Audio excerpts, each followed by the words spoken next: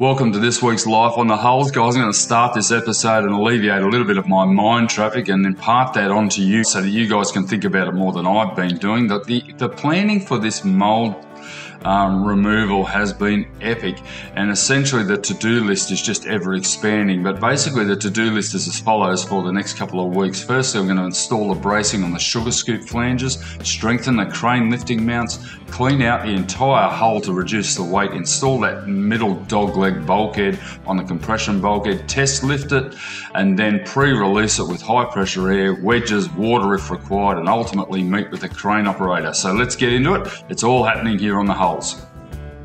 I'm starting to think about getting that to a point where it's actually going to lift this rig. I've got to do a lot of testing before that happens, so hopefully by the end of the week I'll be doing a test on the actual lift of what I've got here in the mould, and I'm trying to keep it as light as I can, but by the same token I have to get a lot of stuff out of here before I can do a test. That's going to include removing probably the head module, possibly that forward head module, and this robe module will be lifted out as well. I'm going to lift it all out, put it in the factory, get it out of the way so that it's not going to be rattling around in here when I lift this boat out. I've also got to brace up down on the stern here. There is no bulkhead across here so far, so what I'm going to do, I'm going to actually get some 2x4s and I'm going to glue them to the top of the hull there on the top of the flange, and then I'll lay multiple layers of glass over the top of that so that it will actually keep the back sugar scoop area to stop it from flexing. I don't want it to change shape in the lift or subsequently going forward. It'll probably remain in there until such time as I start to finish off down in the back end there. Right, so I've got my beams here. I've prepped this, I've given it a good sand, I'm going to epoxy it on, clamp it, leave it for the night, and then come back tomorrow and lay multiple layers of glass over here. And then I was just discussing it with John a moment ago. I think I'm going to leave it here right through until the time the deck goes on, because that way I'll get the guaranteed spacing, plus it'll be a good handrail for me to climb in and out. But, so I'll get that glued on now. I've got to be careful it doesn't go down into there and glue the mould to the deck. That could be a problem, couldn't it? What do you reckon? Get the old saw out, mate, and cut it in half. Yeah, I'll just trim it off. Glue, isn't it? Yes, it's going to squeeze down into the joint. I've drilled some holes. There he goes. Ah, you bastard.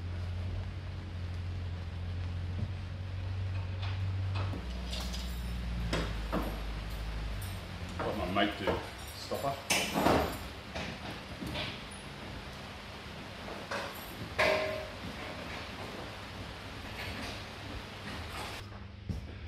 Alright, that's done. The rest of the boat, in fact, already has bulkheads, and in fact the lifting mounts, Rick Laporte from Ontario yesterday commented, he said, do I need to put any further bracing in the boat? I don't think I do, because I'm actually going to be lifting it from the hull line or the water line, and essentially there is already braced with bulkheads here and all the way along. So hopefully as I lift it up, the outside hulls will remain in shape due to the fact that the bulkheads are tabbed to it, but the bottom part where it's actually being lifted from shouldn't create any sort of extra spread. I'm sort of praying on that anyway. You know, the worst case scenario is I just have to repair whatever happens. The demoulding point is probably the biggest moment in this boat build since I started, other than the actual day I started laying it up. So let's get ready for it. It's going to be a big couple of weeks. Guys, so these gussets, wasn't quite convinced they were going to be enough, so John and I have laminated in some blocks here. And I didn't do anything. Well, you did the filming, and I'm just going to put another 42 across here, and I'll drill a hole through here.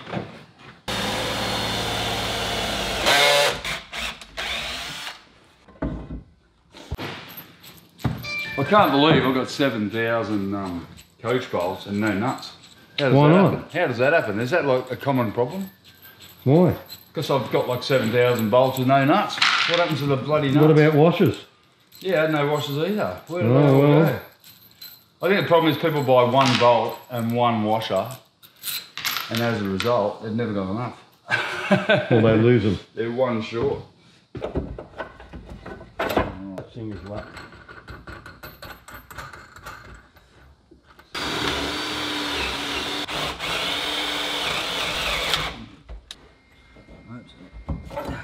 Main driver that's coming this afternoon will say what he thinks of it. Probably tell me to go and have a rethink. Mate, I'll tell you. Well, he's not going to say I haven't done enough. I've got gusseted down to here, up over the top and back like a chain plate. I've got another gusset here, I've got another one here.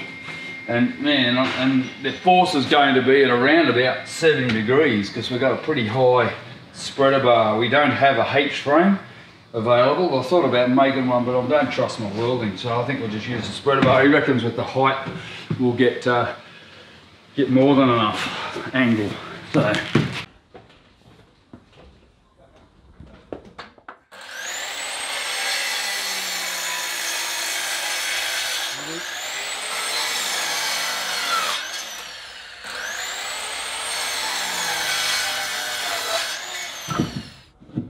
Perfect. Take two.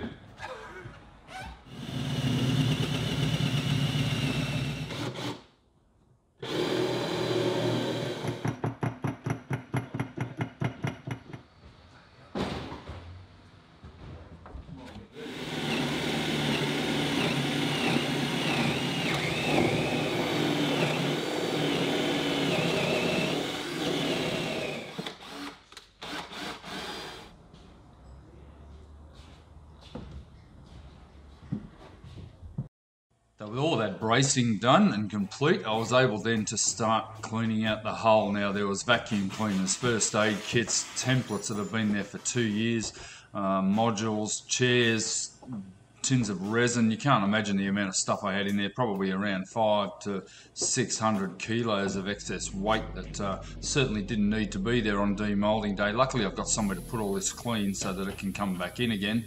But it's amazing over a 3-year period how much you can accumulate and simply get in your way. So clean up after yourself. I like to put stuff away, not down, and in general that's my model, but it's certainly got out a little bit out of control as I was rushing to prepare for the demoulding day. Getting everything out of here actually gave me a lot more space to work as well, and then I decided whatever comes back in is going to be what's actually going to be permanently in the hull. So luckily I'm able to store it away in the factory and I was able to move forward. Now the next part of this build, very important, was to laminate and tab in the final part of the dogleg bulkhead. Now you can see it here just behind the saloon or the salon dinette. It's a very important bulkhead, and because it is a dogleg, it actually has 3 intersecting points. It forms a triangle here right in the center of the bulkhead. The central bulkhead is actually 25mm ply, will be sheathed in 600 double bias, but that triangle you see there is in fact the mast bulkhead as well.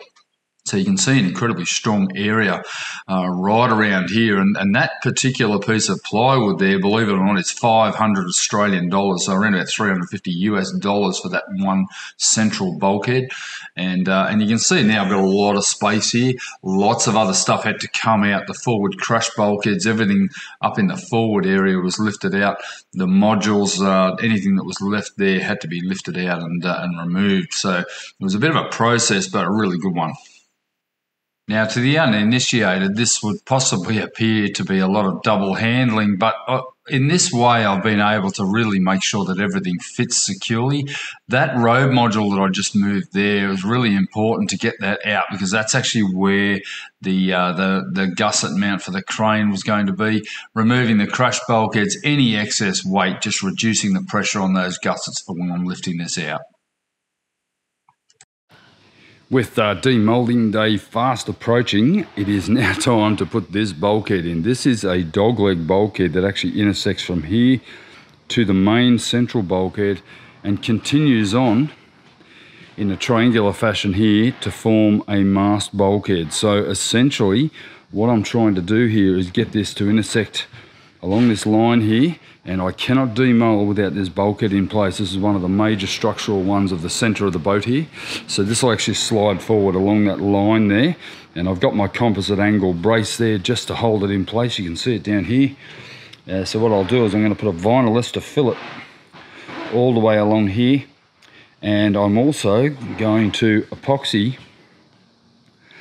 this entire scarf here and also on here. So there'll be a vinyl ester fillet along the bottom, an epoxy glue fillet down here, and down here as this bulkhead intersects along this scarf here. I've prepared that scarf. It's a perfect mate once the bulkhead's in place. But yeah, it's a pretty critical part, and I've got about 4 days or 3 days before I want to demold, so it's just enough time. I've got to get the cure happening, particularly with the epoxy and that vinyl ester, and then the tabbing I'll do straight away into the fillet, and then tomorrow I'll come back, finish this part, tab it into here, tab the back, and then I can continue on. But for now, bulkhead installation is absolutely critical for demoulding. You can't demold a boat without bulkheads, and it wouldn't be recommended. So this is the vinyl ester filler with the cotton flux in it, so it's a thickened vinyl ester. I'm going to run a bead all the way along here,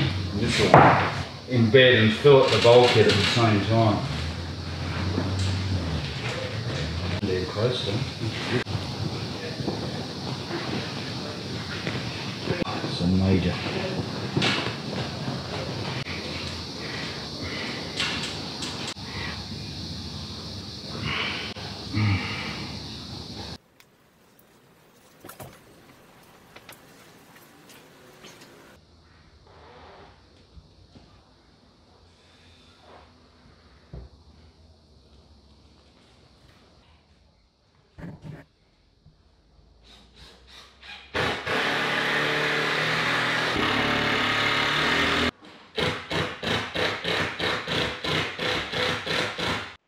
So with the filleting compound in place, I then wet laminated 2 layers of 600 double bias onto all of the joins.